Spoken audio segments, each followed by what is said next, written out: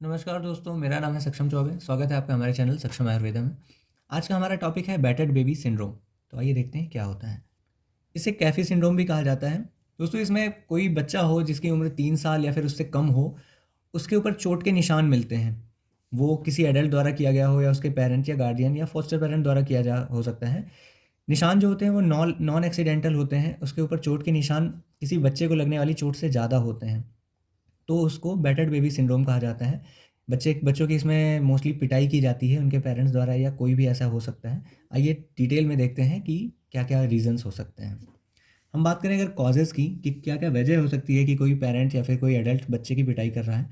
वो बच्चा unwanted child हो सकता है, इलिजिटिमेट यानी उसका बच्चा ना हो, a child whose father's paternity is doubted, जिसके फादर की पैटर्निटी डाउट में हो।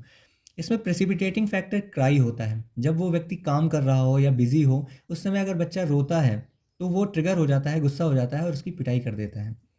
ऐसे पर्सन्स की बेसिकली आईक्यू लेवल इनका कम होता है। कुछ ऐसे होते हैं जिनके साथ इमोशनल प्रॉब्लम चलता होता है या फाइनेंशियल स्ट्रेस उनके साथ होता है। रिसेंट रिपोर्ट्स में ये पता चलता है कि ऐसे पेरेंट्स खुद उसी तरीके के बचपने से जूझ के आए होते हैं जिसमें उनकी भी पिटाई हुई होती है, फिर आगे चल के वो भी सेम ही काम करते हैं। अगर हम बात करें डायग्नोसिस ऑफ द सिंड्रोम कि हम हमारे पास कोई बच्चा आता है, अगल-बगल हमारे घरों में रह रहा है कोई बच्चा, तो हमें कैसे पता चलेगा कि ये बैटर्ड बेबी है, उसके ऊपर अत्याचार हो रहा है, हमें कैसे पता चलेगा? In home the degree and type of injury has variance of history given. जिस तरीके की वो हिस्ट्री बताएगा, उसके चोट के निशान उससे बिल्कुल डिफरेंट होंगे। मान लीजिए वो कहता है कि मैं फिसल के गिर गया, लेकिन उसके कंधे पर चोट है और उस पे डंडे के निशान आपको दिखते हैं, तो आप जान जाएँगे कि ये बैटर्ड बेबी है। When injuries are of different ages and different stages of healing, जैसा कि मैंने ऊपर ही बताया, या फिर इस तरीके का हो कि कोई सीरियस इंजरी हो और उसके लिए जल्दी डायग्नोसिस के लिए ना आ रहा हो, जल्दी ट्रीटमेंट के लिए ना आ रहा हो बच्चा, उसको बाद में लेके आया जा रहा हो जब वो काफ़ी खतरनाक स्टेज में पहुंच गया हो, इससे भी हमें पता चलता है। या फिर कोई बच्चा अचानक से मर जाए, हंसता खेलता हुआ बच्चा था और अचानक से वो मर गया, तो इसमें भी आता है कि ये बैटर्ड बेबी हो सकता है, हमें ये डाउट यहाँ पर बनता है।